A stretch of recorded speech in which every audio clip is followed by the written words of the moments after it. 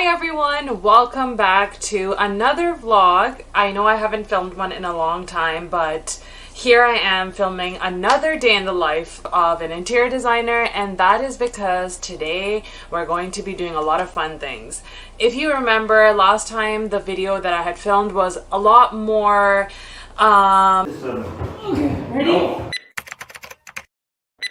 labor intensive, where we went to the house that we had staged and we had to like tear down everything and pack everything and load it. So this time I'm going to be filming part 2 of a day in the life of an interior designer because it's going to be a lot more fun. I'm actually going to be visiting a few stores, particularly tile and countertop stores, pick up the samples that we like, look at some tiles, look at some pretty countertops. As you can tell, I'm super excited because this is my favorite part. This is exactly why I got into this business, so I hope you guys like it, and without further ado, let's go!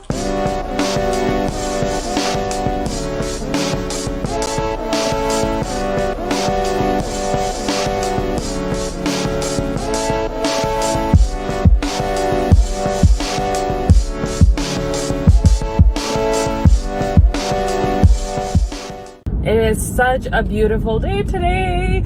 Sunny and warm with just a little bit of a chilly wind, but all the perfect ingredients for a day to go well. We recently got a kitchen project. We are designing a U-shaped kitchen for a client, and in this situation the client had a very good idea of what they wanted, so of course they made our job much easier. They knew that they wanted Carrara marble for their countertops, but obviously, as a designer, I like to not do things that are so conventional. So I decided to visit a few tile shops and a few countertop shops in North York because I really like providing my client with options. Even though they have their mind made up, it's always good to like show them what else is possible. And I want to go and pick up a few options that I had in mind, and I really want to be able to convince them to go with those options because every kitchen is starting to look the same now. You know, like a lot of people get kitchen renovations and they all go with the same type of profile, with the same kind of, you know, marble, with the same kind of color scheme. And if the client is spending money to get a designer on board and make their kitchen look nice, then you want to, you know, make it stand out for them. For those of you guys who have been following my channel for a while, I know a lot of you guys are also aspiring designers who are looking to pivot into this career and are looking to do this on a full-time basis. So if you are within Ontario or living within the GTA, I would definitely encourage you guys to visit North York because that is, along with Richmond Hill, like those areas are basically the hub of interior design.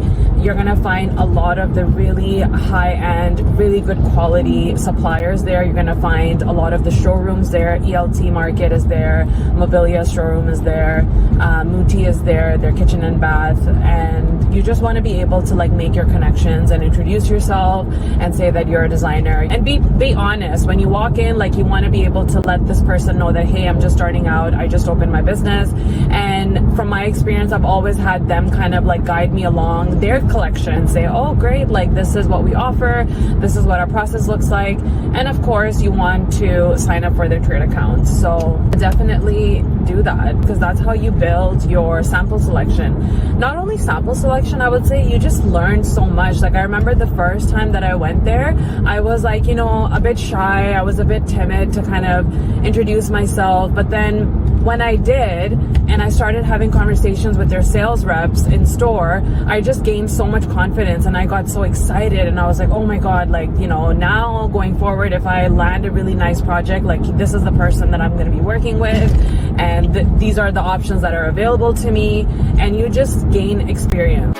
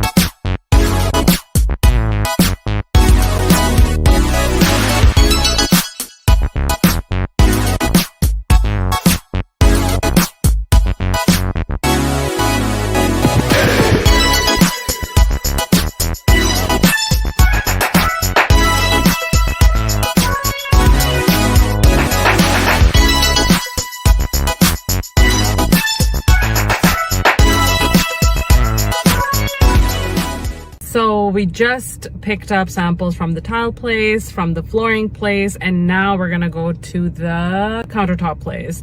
And I really liked everything that I saw, and I was able to create my trade accounts with them, you know, build relationship with the sales reps there. So I'm really happy, and I feel a bit relieved too, because now I know exactly what I want, when I want it, and how often I can get the product. So yeah, I would recommend that you guys do the same. These are the samples that I picked up. They're all hardwood, and I picked up the colors that are obviously according to my aesthetic so that I can show the clients that this is usually what I would recommend.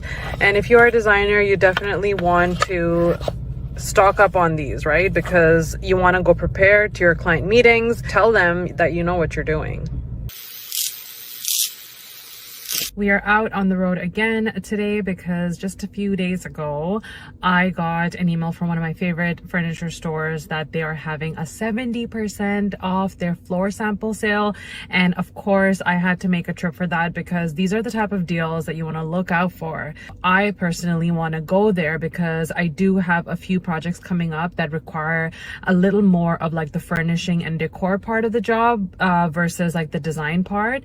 And so I want to see like what are some of the items that I can pick up, stock up on for future projects, because that way you're really able to, you know, show the clients like what your aesthetic is and what are the type of pieces that you look for when you're trying to source items for a project.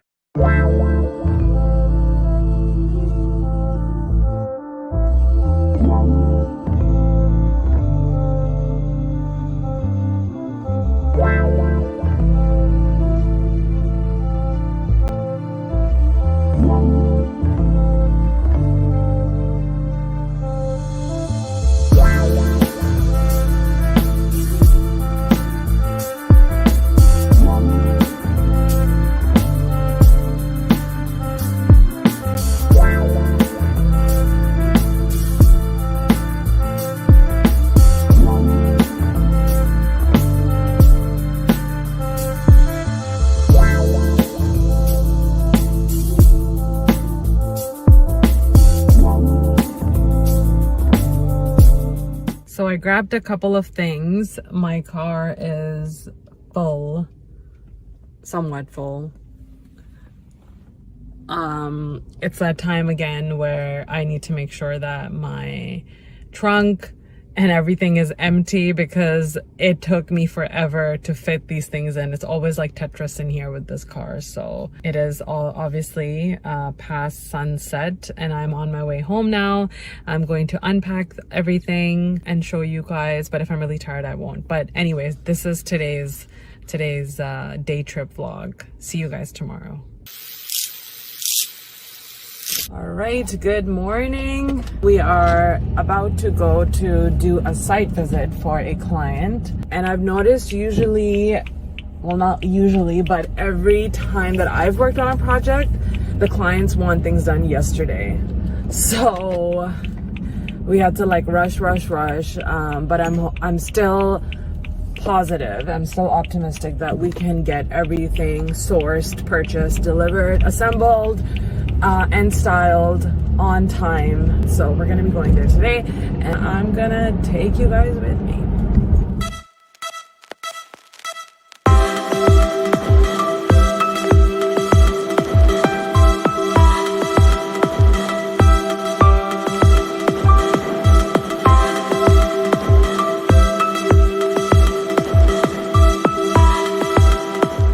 We are just about to head into a video shoot for my company. A couple of weeks ago, I basically decided to rebrand and kind of refresh my image online and like what kind of clientele I want my business to have. And I think getting a corporate video like this was essential for that goal. So we booked a really nice studio out here in Toronto. We just got here and I have an amazing team on site that's going to be filming, shooting, setting, editing, all of that fun stuff. And I already know that it's going to look good because they shared like storyboard with me, they shared some shots with me, so I'm really excited about that, and I'm gonna take you guys behind the scenes on how the shoot went.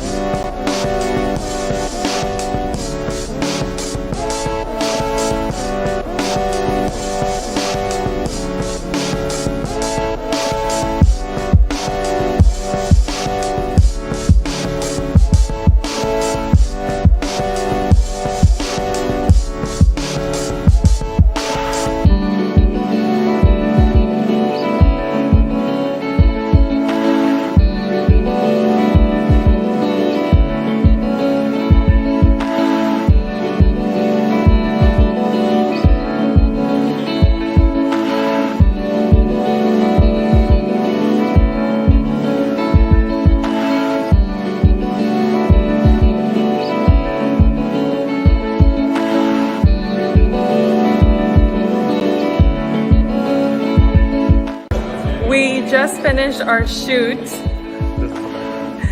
We just finished our shoot and we had so much fun. It was awesome. I loved it. I can't wait for the shots that we're gonna see. I can't wait for the video and I hope you guys like it too. So I'll see you guys later. Bye. I'm about to jump on a meeting with my wonderful interior design assistant to work on a kitchen project. We, of course, could have done it on Monday, back on a working day, but because we're trying to build a reputation here and build happy clients and returning clients, we're going to work on it on a weekend night and make sure that Monday morning the drawings are in our client's inbox.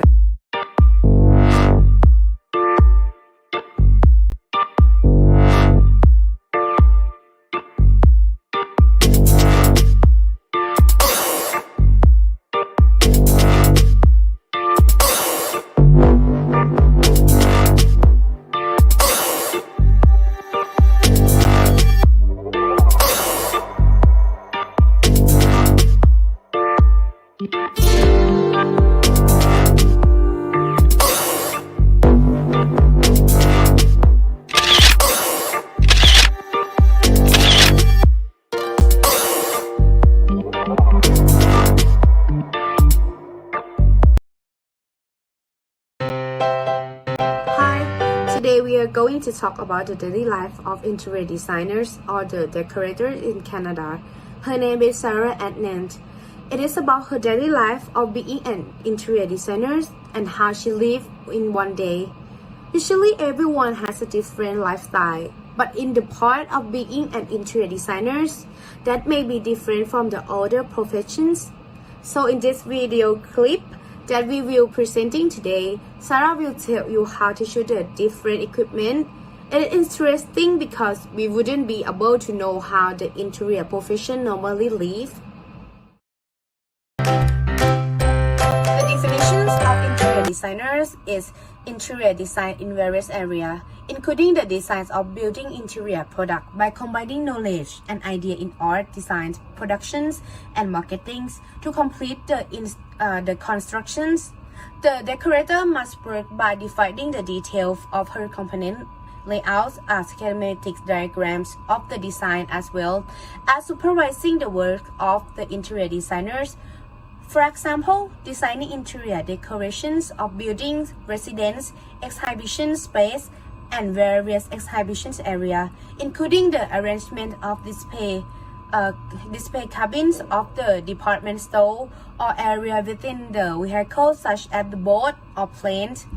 For the overall interior design responsibilities, first they have to be outline current design objective, then follow with the conceptualize and sketch the design plans, determine cost of the completions and project requirement in the budgeting phase, set the timeline for a completions of an interior design project, source material and product include in plant, create mood board to sample your design versions, utilize computers applications in the design process, inspect designs after completions to determine whether current goals have been met. For the interior designs requirement, they need to have the following requirements.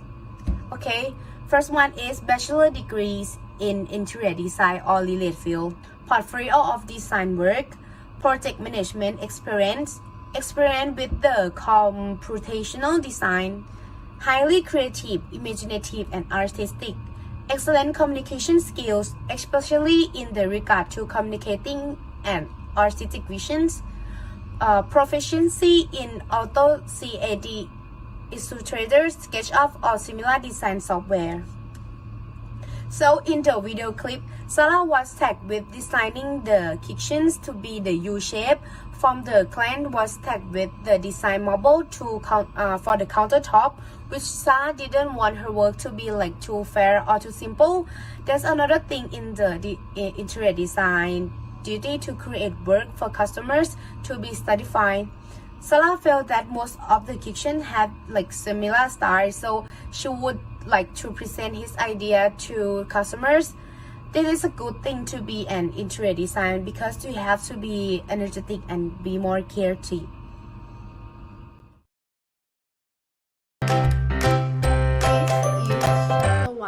In this chapter, we are going to evaluate credibility in her career.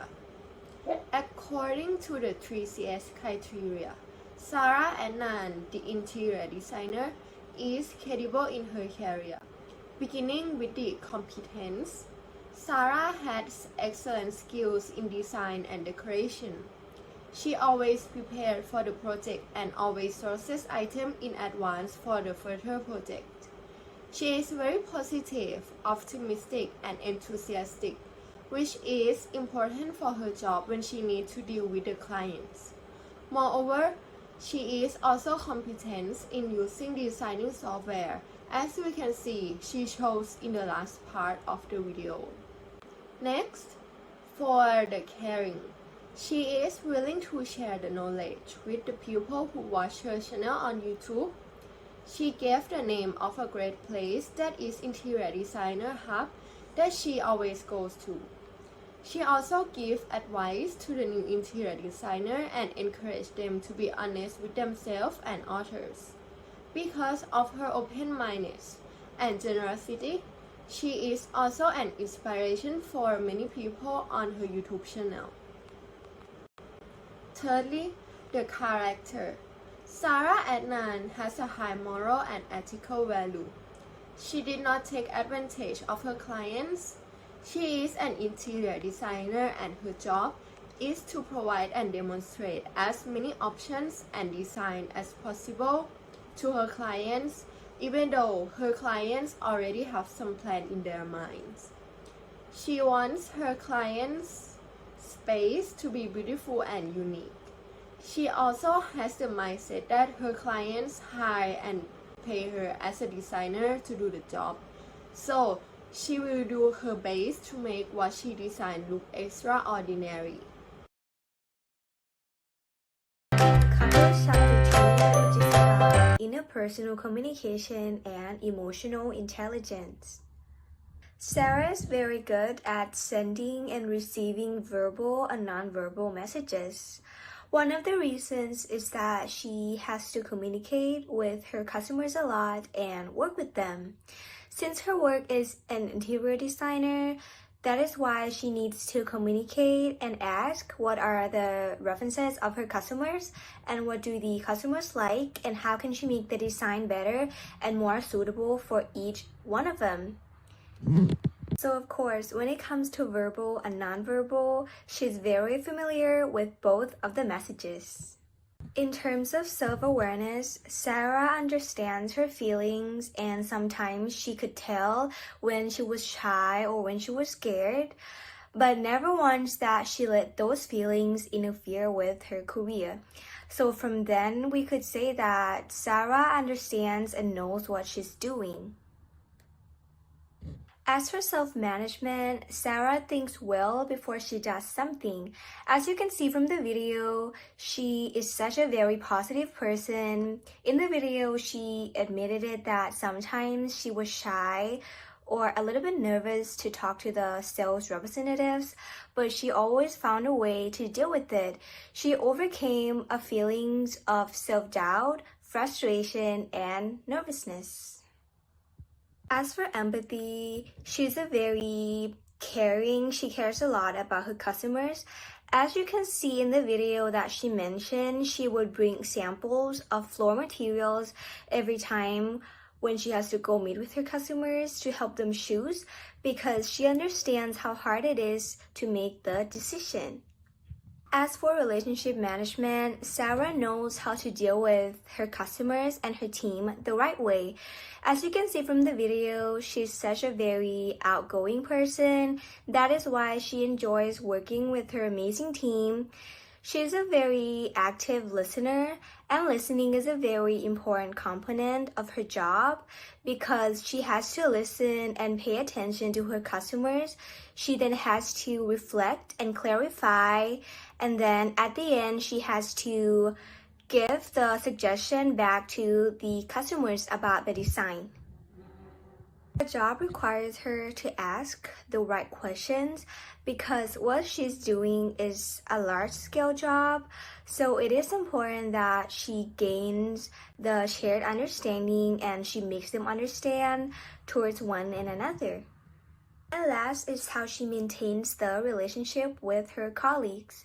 As she mentioned in the video that she enjoys working with them, and by that she means just spending time doing work with every single one of them. As you can see from the video, they are very, very close with each other. So today, Miss, my name's Hemashad, and I'll be covering from chapter 3, which is about team communication and a difficult conversation. In this part, we'll be covering from how important conversation is to Sarah's job, to how Sarah handled a difficult conversation with her clients.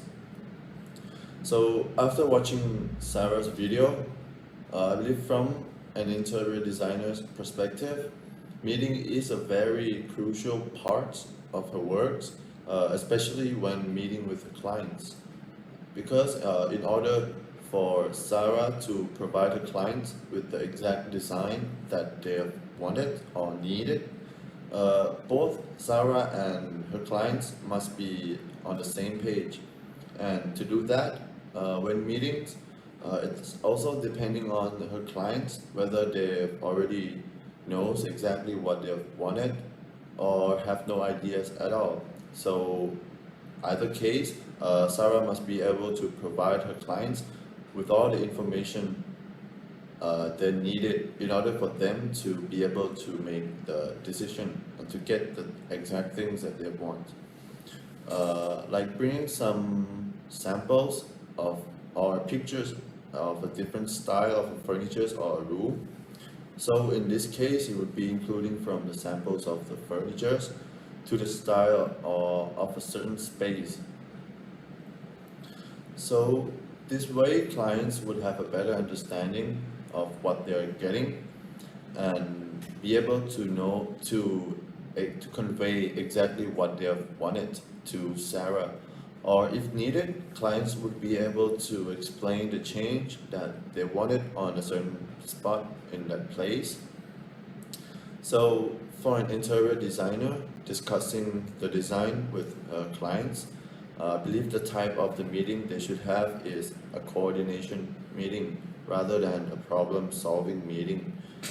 Since the meetings are mainly about the client's goal, which in this case is about the design of a space or a room, and the only problem that could occur between Sarah and her clients is the disagreement about the design. Which can be easily fixed by making a change to a certain point to accommodate the client's need. Which brings us to how she managed to handle a difficult conversation with her clients. So in this case, it could be a disagreement on the design of a certain things. So Sarah would handle it by, instead of shying away from the difficult conversation, she embraced the problem. She keep her calm, cool, and looking for a common ground between herself and the clients. So in this case, it could be about the design.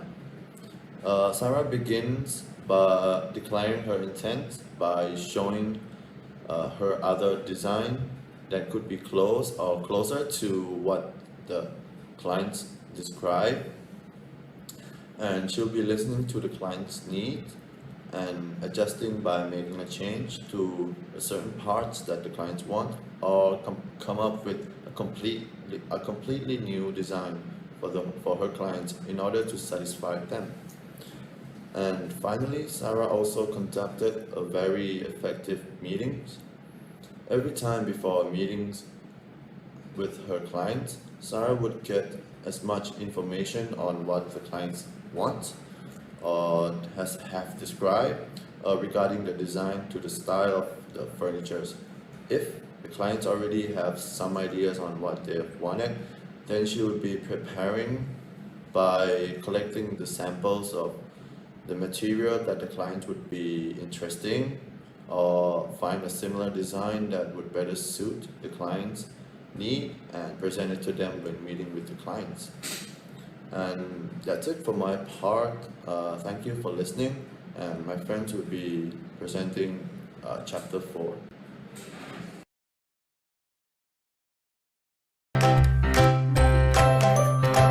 We can learn some cultural dimensions from watching the video clip. First one is individualism. Sarah is an independent person, works by herself.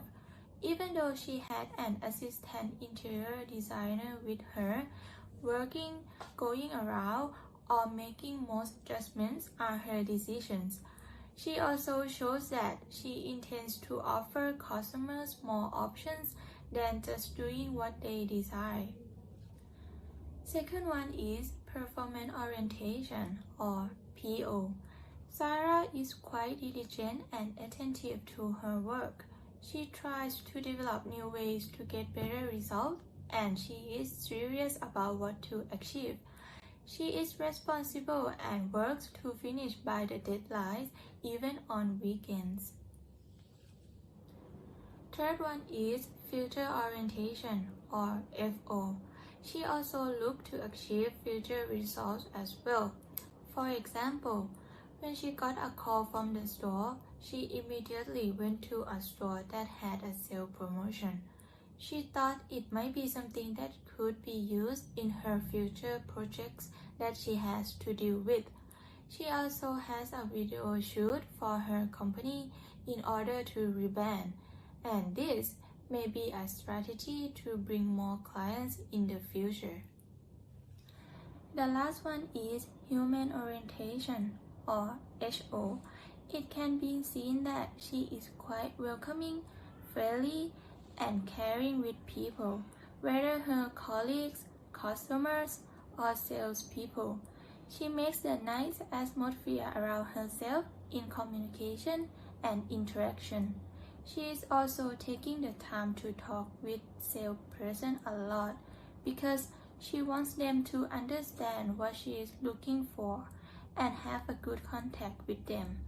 She doesn't show much formal interaction, but it's more like informal interactions with others. Is the culture interesting to us?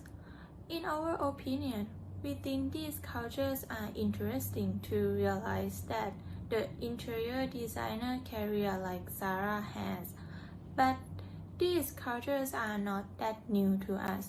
We think it's the basic thing that we can find in many careers, whether individualism, performance orientation, future orientation, or human orientation, in order to achieve the goal. Most of the people have this kind of culture in their careers.